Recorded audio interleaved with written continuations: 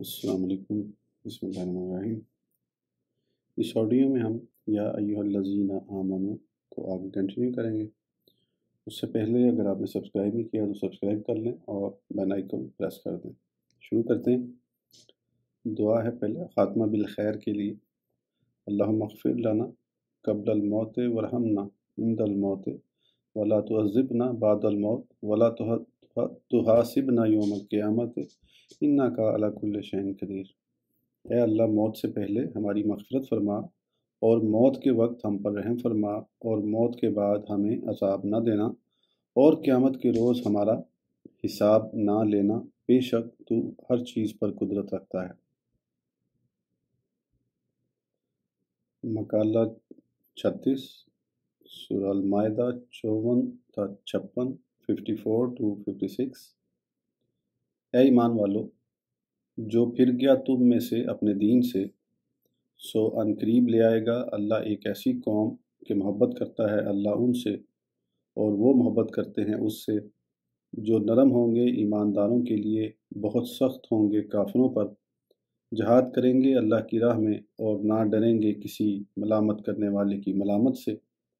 ये अल्लाह का फजल व करम है, नवाजता है उससे जिसे चाहता है, और अल्लाह बड़ी कुशादा रहमत वाला, सब कुछ जानने वाला है। तुम्हारा मददगार तो सिर्फ अल्लाह और उसका रसूल है, और ईमान वाले हैं जो नमाज अदा करते हैं और ज़कात दिया करते हैं, और वो बारगाहे इलाही में झुकने वाले हैं। और जिसने मददगार बनाया अल्लाह और उसके रसूल को और ईमान वालों को, तो बिलाशुबा अल्लाह ही का ग्रोह गालिब आने वाला है। आयात मज़कूरा बाला में से पहली आयत में अहले ईमान को मुतनब्बा किया जा रहा है कि अगरचे इस दीन की हिफाजत व बका की ज़िम्मेदारी तुम पर है, लेकिन ऐसा हरगिज़ नहीं कि तुम ही इसके मुहाफिज हो। बस अगर तुम्हारे चंद अफराद या तुम्हारी बड़ी जमात इस ज़िम्मेदारी को पूरा करने से कासिर है, हत्ता कि उन्होंने इस्लाम ही से मुंह मोड़ लिया और मुर्तिद हो गए, तो अल्लाह कादिर मुतलक को उनकी कोई परवाह नहीं। वो अपने दीन का खुद मुहाफिज है। वो उसकी हिफाजत के लिए फ़ौरन कोई दूसरी जमात मैदान अमल में ले आएगा जो दीन की हिफाजत व इशाअत का फरीज़ा अंजाम देगी कि वो जिससे चाहे अपने दीन की खिदमत व हिफाजत का काम ले सकता है। ऐ ईमान वालों, तुम्हारे मुर्तद हो जाने की सूरत में तुम्हारी जगह जो जमात लाई जाएगी और जिसे दीन की हिफाजत का फरीज़ा सौंपा जाएगा, उसकी पहली सिफ़त ये होगी कि अल्लाह उनसे मोहब्बत करेगा और वो अल्लाह से मोहब्बत करेंगे। दूसरी सिफ़त ये होगी कि ये लोग मुसलमानों के लिए नरम होंगे और काफिरों के मुकाबले पर बहुत सख्त होंगे। तीसरी सिफ़त उन हज़रात की ये होगी कि ये दीन हक़ की अशात व बरतरी के लिए जिहाद करते रहेंगे। की चौथी सिफ़त ये होगी कि ये दीन की पाबंदी, उसकी खिदमत व हिफाजत पर किसी मलामत करने वाले की मलामत की परवाह नहीं करेंगे। इन सिफ़ात की अहमियत का तकाजा है कि उन्हें कदर तफसील से बयान किया जाए। युहिब्बुहुम व युहिब्बुना, अल्लाह उनसे मोहब्बत करेगा और वो अल्लाह से मोहब्बत करेंगे। ये पहली सिफ़त है जो दीन के मुहाफ़िज़ीन की खसूसियत करार दी जा रही है, जिससे ये हकीकत वाज़ेह हो रही है कि खिदमत दीन की हिफाजत व अशात की ज़िम्मेदारी में जबरन व कराहन का कोई दखल नहीं, बल्कि ये मामला मोहब्बत का है। जिसको अल्लाह ने महबूब बना लिया और जो अल्लाह का मुहिब बन गया, वही इस अहम काम को अंजाम दे सकता है कि जबरो इकरा हिकमत बारी ताला के ख़िलाफ़ है, वरना इस कादिर मुतलक के लिए सबको ईमान पर मजबूर कर देना कोई मुश्किल न था। सूरह यूनुस 99 और अगर आपका रब चाहता तो ईमान ले आते जितने लोग ज़मीन में हैं, सब के सब। क्या आप मजबूर करना चाहते हैं लोगों को यहाँ तक कि वो मोमिन बन जाएं?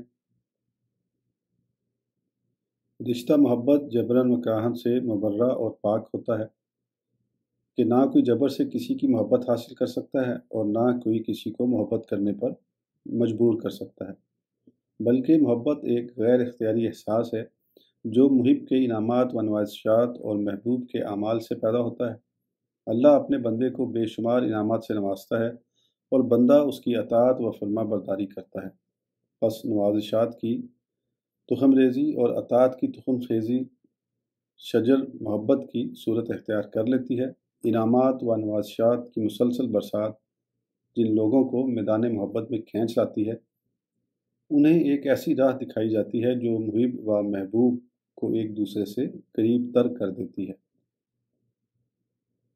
सूरह अल इमरान 31:31।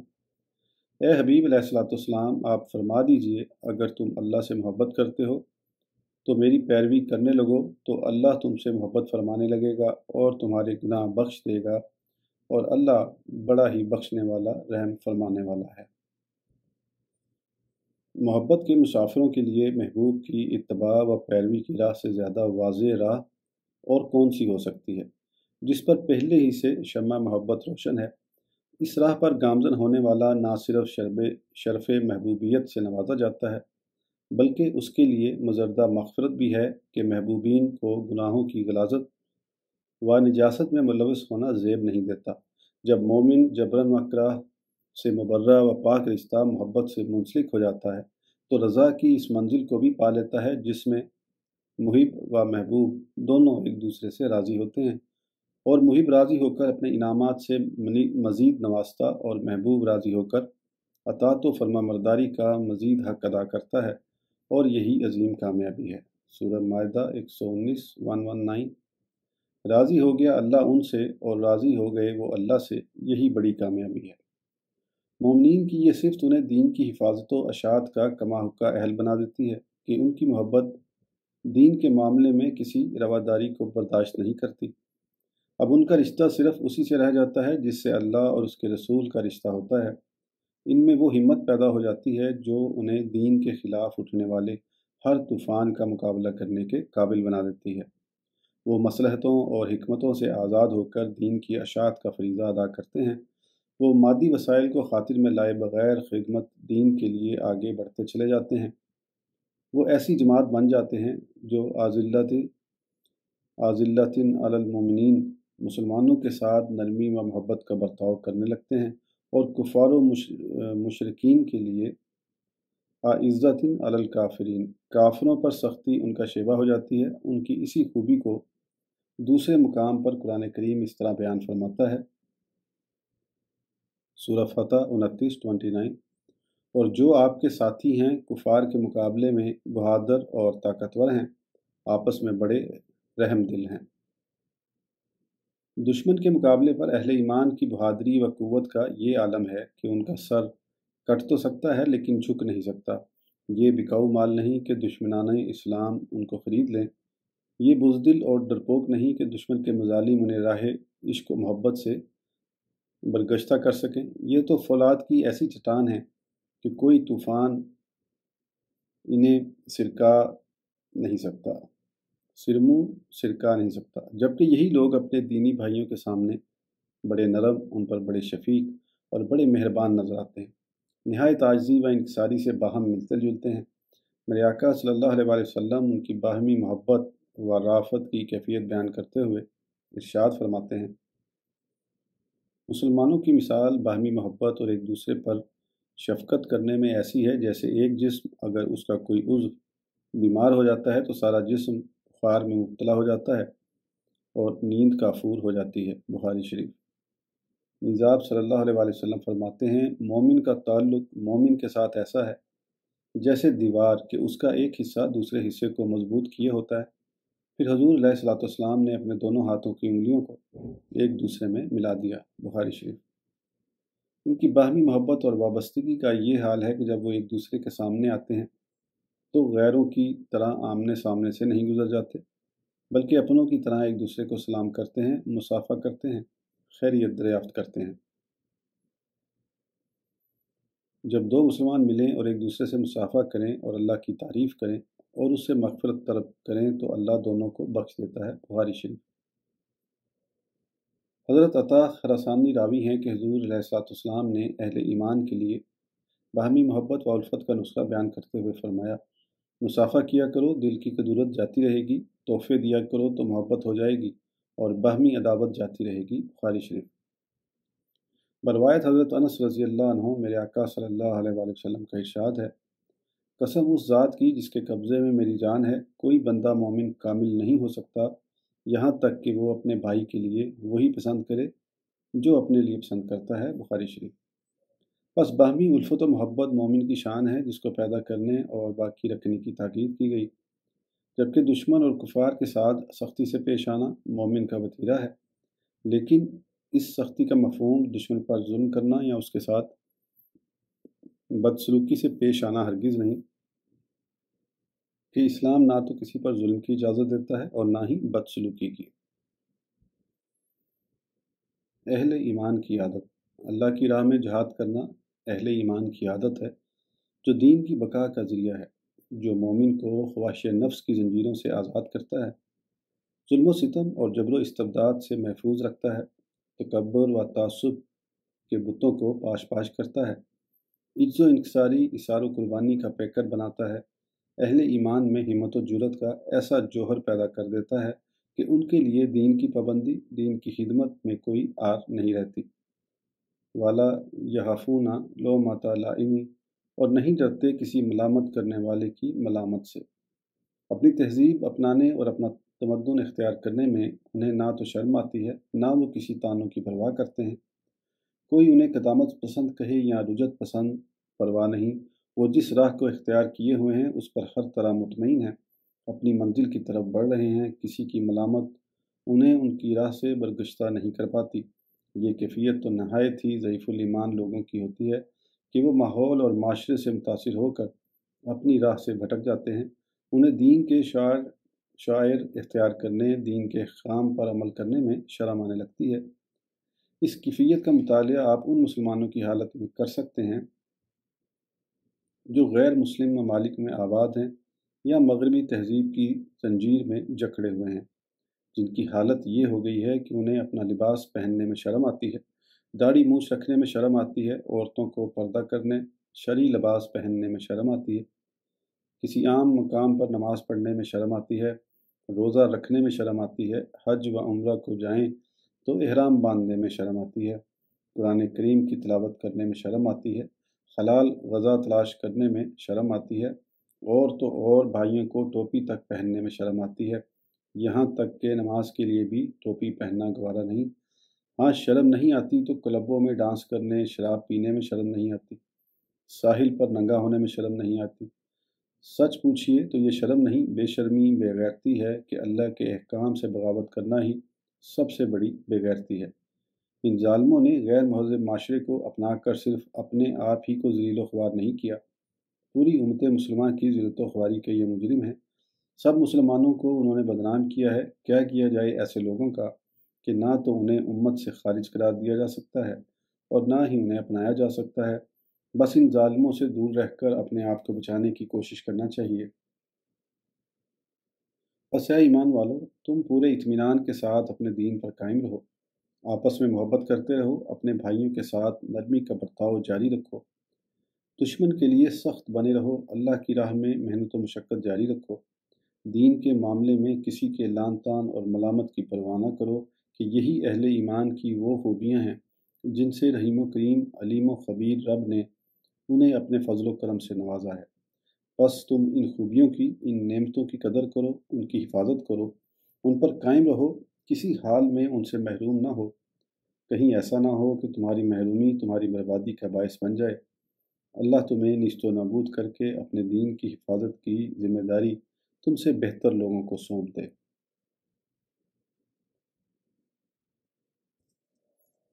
اذلۃ علی المؤمنین۔ خادمین دین اور محافظین دین کی دوسری خوبی یہ ہے کہ وہ اپنے مسلمان بھائیوں کے ساتھ نرمی سے پیش آتے ہیں۔ دینی امور ہوں یا دنیاوی معاملات، ہر بات کو وہ اللہ اور اس کے رسول کے فرمان کے مطابق مل جل کر طے کر لیتے ہیں، اختلاف و افتراق سے گریز کرتے ہیں۔ اس باہمی نرمی سے اہل ایمان کے درمیان اتحاد پیدا ہوتا ہے اور وہ ایک ایسی منظم و مستحکم قوم بن جاتے ہیں کہ دشمن ان کی طرف نگاہ اٹھاتے ہوئے بھی گھبراتا ہے۔ ان میں اپنے سیاسی، معاشی اور معاشرتی امور خود ہی نپٹا لینے کی صلاحیت پیدا ہو جاتی ہے۔ وہ کسی در کے بھکاری نہیں بنتے۔ دیگر کمالات کی طرح اس خوبی کا مرکز و منبع بھی نبی مکرم علیہ السلام کی ذات ستودہ صفات ہے۔ قرآن کریم شاہد ہے، سورہ ال عمران 159 159۔ بس اللہ کی رحمت سے آپ ان کے لیے نرم ہو گئے، اگر آپ تند مزاج سخت دل ہوتے تو یہ لوگ آپ کے پاس سے منتشر ہو جاتے، بس آپ ان سے درگزر فرمائیے اور ان کے لیے بخشش طلب کرتے رہیے اور کام میں ان سے مشورہ کر لیا کیجیے۔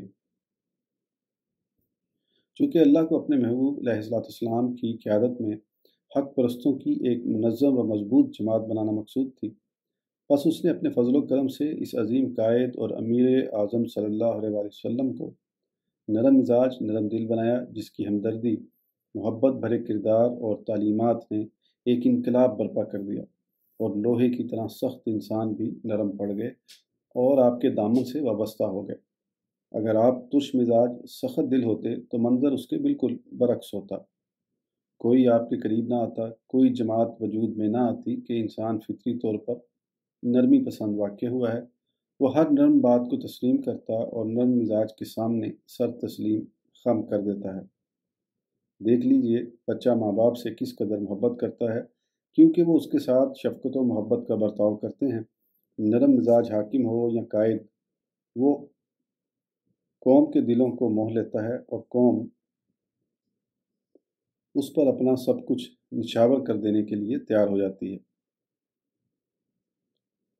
آپ نے غزوات کے واقعات پڑھے ہیں تو آپ اندازہ کر سکتے ہیں کہ کس طرح صحابہ کرام نے اپنے آقا کے حکم پر اپنی جانوں کا نذرانہ پیش کیا، لیکن ترش مزاج حاکم و قائد کی اطاعت صرف اس وقت تک کی جاتی ہے جب تک لوگ اس کے ظلم و ستم میں جکڑے رہتے ہیں۔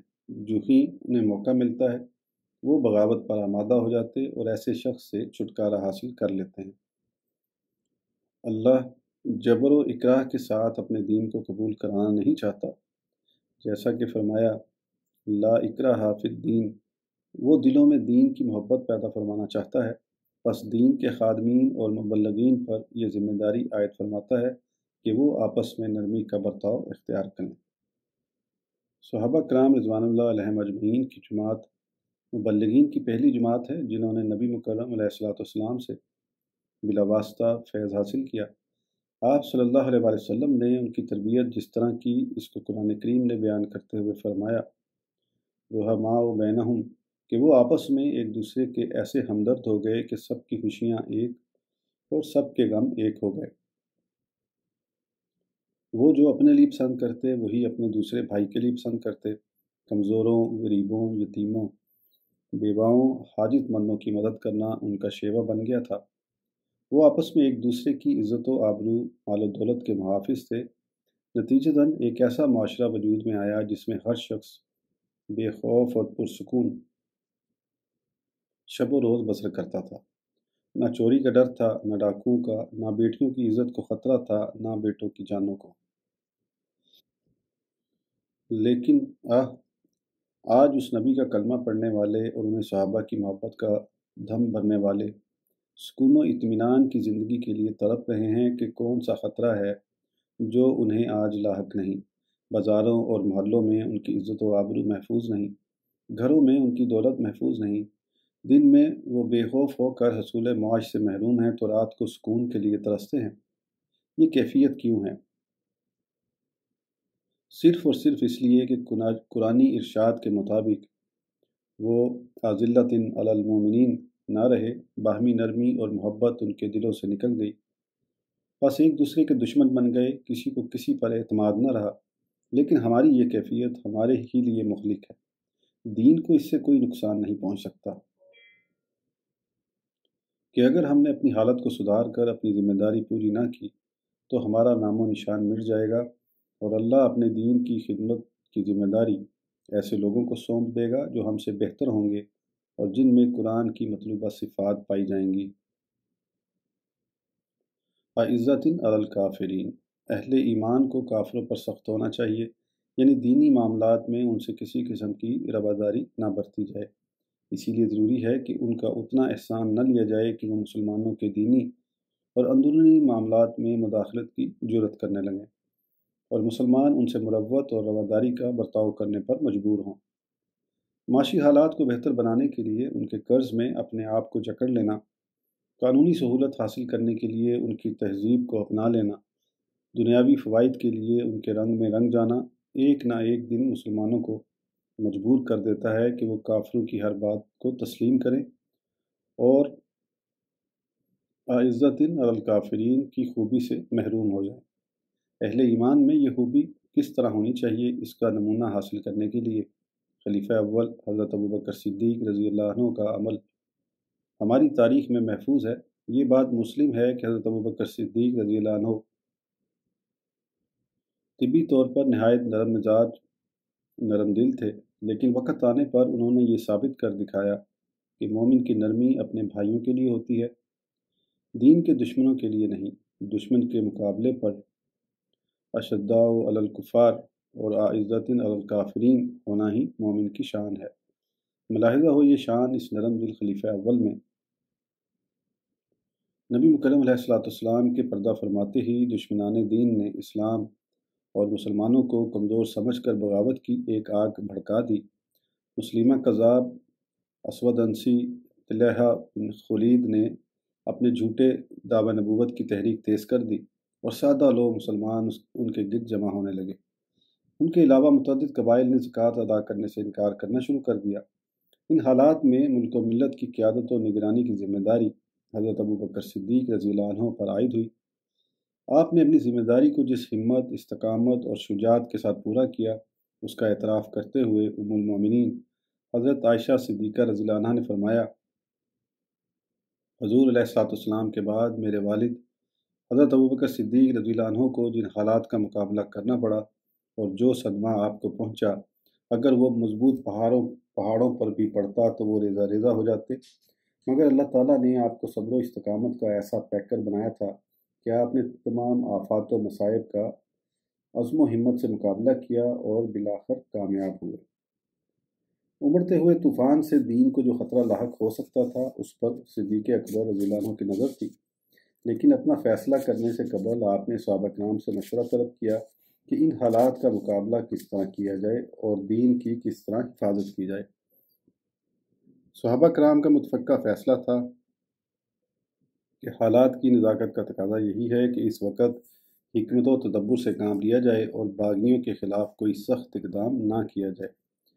لیکن اللہ بے شمار رحمت نازل فرمائے حضور صدیق اکبر رضی اللہ عنہ پر اور ہمارے قائدین و حکام کو ان کے نقش قدم پر چلنے کی توفیق و ہمت عطا فرمائے۔ آپ نے اپنوں کی مخالفت کے باوجود بھی عزت الکافرین کی قرآنی پالیسی پر عمل کرتے ہوئے ایک مؤثر خطبہ دیا اور فرمایا، جو لوگ مسلمان ہونے کے بعد نبی مکرم علیہ السلام کے دیے ہوئے احکام اور قانون اسلام کا انکار کریں تو میرا فرض ہے کہ میں ان کے خلاف جہاد کروں، چاہے وہ میرے مقابلے پر تمام جن و انس اور دنیا بھر کے شجر و حجر کو جمع کر لائیں اور میرا کوئی ساتھی نہ ہو، تب بھی میں تنہا اس جہاد کو انجام دوں گا۔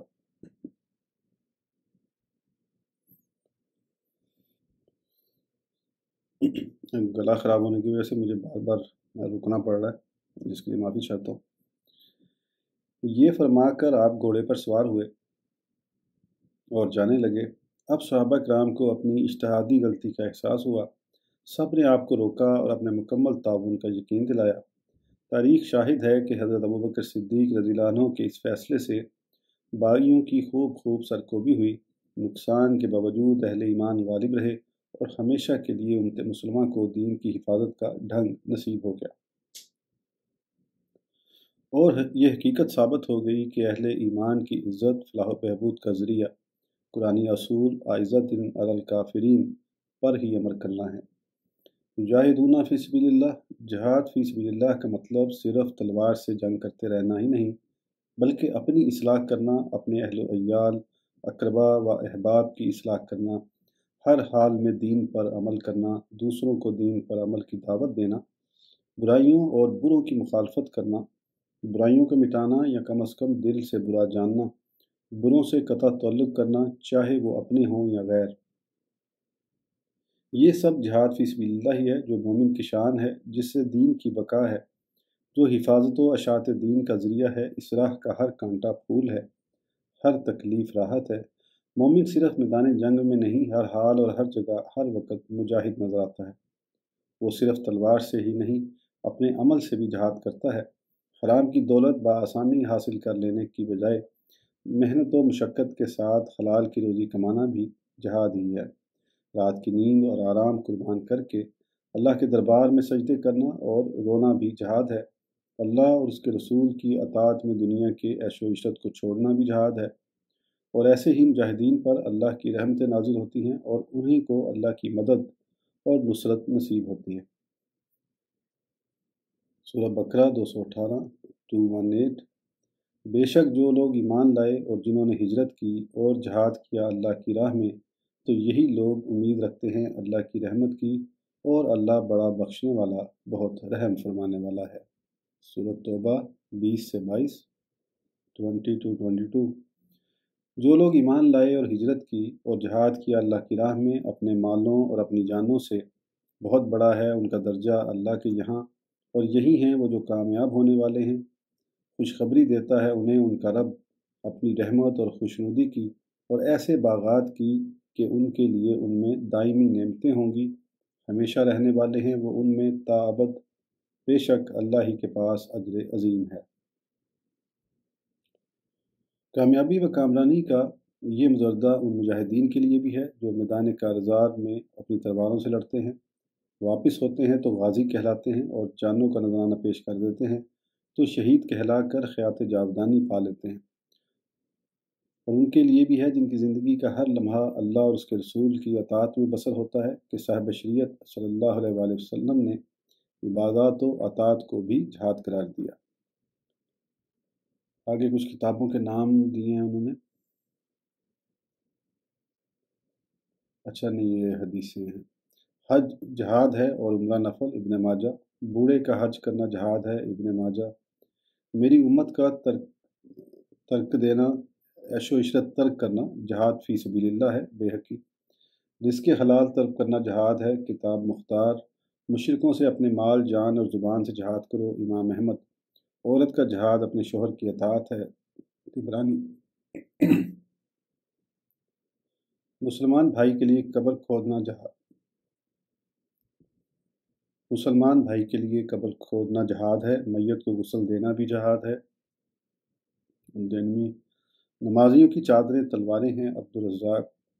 بہترین جہاد وہ کلمہ حق ہے جو ظالم بادشاہ حاکم کے سامنے کہا جائے، ترمذی شریف۔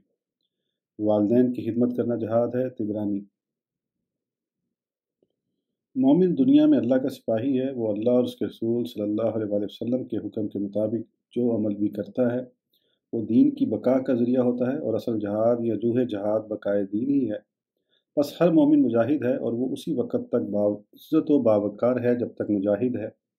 جب وہ اپنی اس عظیم خوبی کو پس پشت ڈال دیتا ہے تو ذلیل و خوار ہو جاتا ہے، نہ اپنوں کی نظروں میں اس کا کوئی مقام رہتا ہے اور نہ غیروں کے دلوں میں اس کی کوئی عزت باقی رہتی ہے۔ اس کا یہ حال یہ ہو جاتا ہے کہ جو دنیا کو پناہ دینے کا ذمہ دار تھا، اب وہ خود در در پر بھیک مانگتا ہے، لیکن اسے کہیں پناہ نصیب نہیں ہوتی۔ اللہ محفوظ رکھے۔ وَلَا يَخَافُونَ لَوْمَةَ لَائِمٍ، اور وہ نہ ڈریں گے کسی ملامت کرنے والے کی ملامت سے۔ ملامت اگر کسی واقعی برائی پر اصلاح کی نیت سے کی جائے تو جائز ہے، مثلا کسی بے نمازی کو نماز نہ پڑھنے پر، کسی شرابی کو شراب پینے پر برا بھلا کہا جائے اور شرم دلائی جائے، لیکن اگر ملامت کی بنا جلن حسد ہو تو نہایت مبغوض اور بری حرکت ہے۔ اسی طرح ملامت کرنے والا متعدد مخلق بیماریوں میں مبتلا ہوتا ہے کہ وہ اپنے مقصد کے حصول کے لیے کسی پر الزام لگاتا ہے، بہتان باندھتا، غیبت کرتا ہے، چغل خوری کرتا ہے، جھوٹ بولتا ہے۔ یہ تمام رذائل ہیں جن کا ارتکاب مومن کو ذلیل و خوار کر دیتا ہے، اور وہ خود ہی اپنی سلگائی آگ میں جلتا ہے۔ دین کے خادموں پر ملامت کا سلسلہ بہت قدیم ہے۔ عام لوگ علماء پر، مساجد کے منتظمین پر اور دیگر طریقوں سے دین کی خدمت کرنے والوں پر ملامت کرتے آئے ہیں،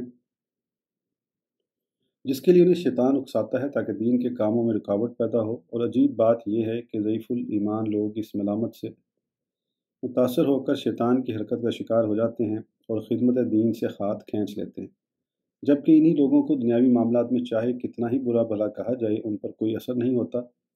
حالانکہ اہل ایمان کی خوبی یہ ہے کہ دین و دنیا کے معاملات میں لوگوں کی تنقید پر غور کریں، اپنی اصلاح کریں، اپنے آپ کو بہتر سے بہتر بنائیں اور بے خوف و خطر اپنا کام کرتے رہیں، اپنی ذمہ داری پوری کرتے رہیں۔ یہی مطلب ہے وَلَا يَخَافُونَ لَوْمَةَ لَائِمٍ، کا یہ اہل ایمان کی خوبی اور خصوصیت ہے۔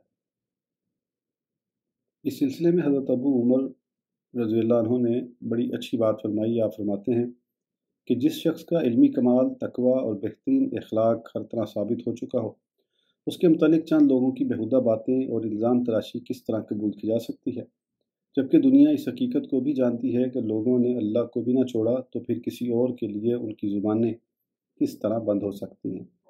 حافظ ابن عمر رحمۃ اللہ علیہ نے ایک واقعہ بیان کیا کہ حضرت موسیٰ علیہ السلام کو ان کی قوم بنی اسرائیل کے لوگ بہت پریشان کرتے تھے، طرح طرح کے ان پر الزام لگاتے، طرح طرح کی بیہودہ گوئی کرتے تھے۔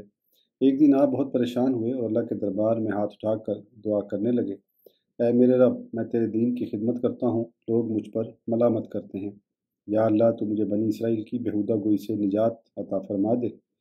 جواب ملا، اے موسیٰ، میں نے اپنے لیے لوگوں کی زبانیں بند نہ کی، تمہارے لیے کیسے کر دوں؟ بس کسی کی ملامت سے محفوظ رہنا کمال نہیں، ملامت کے سبب اپنی ذمہ داریاں چھوڑ دینا کمال نہیں۔ کمال یہ ہے کہ اپنے کردار کی اصلاح کے ساتھ پوری طرح صبر و تحمل اور استقامت سے خدمت دین کا کام جاری رکھا جائے تاکہ شیطان اپنے ارادے میں کامیاب نہ ہو سکے۔ حضرت امام ابو حنیفہ رحمۃ اللہ علیہ پر لوگوں نے تحریف قرآن، مخالفت حدیث تک کے الزامات لگائے، انہیں بدعتی کہا، حکام کو ان کی طرف سے بدظن کیا۔ غرض یہ کہ آپ کو دین کے کام سے روکنے کی کوشش میں کوئی کسر نہ اٹھا رکھی، لیکن اس برد مومن نے کسی کی پرواہ نہ کی اور صبر و تحمل سے اپنا کام جاری رکھا۔ آپ فرماتے ہیں، اگر لوگ مجھ پر حسد کرتے ہیں تو انہیں ملامت کرنے والا نہیں، مجھ سے پہلے بھی عزت والوں پر لوگ حسد کرتے رہے، میرا اور ان کا ہمیشہ یہی طریقہ رہے گا، اور ہم میں سے بہت لوگ حسد ہی کرتے کرتے مر گئے۔ اے ایمان والو، اپنے ایمان کی حفاظت کرو کہ یہی تمہاری عزت و عظمت کا ذریعہ ہے، اسی سے تمہارے دلوں میں اللہ کی محبت پیدا ہوتی ہے، اسی کے سبب تم اللہ کے محبوب بنتے ہو، اسی سے باہمی نرمی، ہمدردی اور محبت پیدا ہوتی ہے، اسی کے باعث تم اللہ کے دشمنوں پر سخت نظر آتے ہو، اسی سے مجاہد بنتے ہو، جو ایک عظیم منصب ہے۔ اسی سے خدمت دین کے ایسے جذبات بیدار ہوتے ہیں جو مخالفین کی لاکھ مخالفت اور ملامت کے باوجود بھی سرد نہیں پڑتے۔ یہ عظیم خوبیاں ہیں جو انہی کو نصیب ہوتی ہیں جنہیں اللہ اپنے فضل کے لیے منتخب فرما لیتا ہے۔ پس تم اللہ کے اس عطیہ کی قدر کرو، ان کی حفاظت کرو، ان میں اضافے کی سعی کرتے رہو۔ یاد رکھو، اگر تم ان صفات حسنہ سے محروم ہو گئے تو کہیں کے نہ رہو گے، نقصان تمہارا ہی ہوگا، اللہ کے دین کا نہیں۔ اللہ تو قادر مطلق ہے، وہ تمہاری جگہ خدمت دین کا عظیم منصب جسے چاہے سونپ دے گا۔ اے ایمان والو، خوب یاد رکھو، تمہارا مددگار خیر خواہ اللہ، رسول اور اہل ایمان کے سوا کوئی نہیں۔ تم در در کی ٹھوکریں کھا کر ذلیل و خوار تو ہو سکتے ہو، غیروں کی مدد حاصل کر کے اپنا ضمیر بیچ سکتے ہو، ممکن ہے ایمان سے بھی محروم ہو جاؤ، لیکن مسائل و مصائب سے نجات نہیں پا سکتے، اور اہل ایمان میں جو بدعمل، بد کردار اور فاسق و فاجر لوگ تمہارے معاون و مددگار نہیں ہو سکتے، وہ تمہارے ساتھ دھوکہ کریں گے، تمہیں اپنی ہوس کا شکار بنائیں گے۔ ہاں، تمہارے خیر خواہ صرف وہی مومن ہیں جو باعمل ہیں، نمازی ہیں، زکوٰۃ پابندی سے ادا کرتے ہیں، ہر حال میں ان کا سر اللہ کے دربار میں جھکا رہتا ہے۔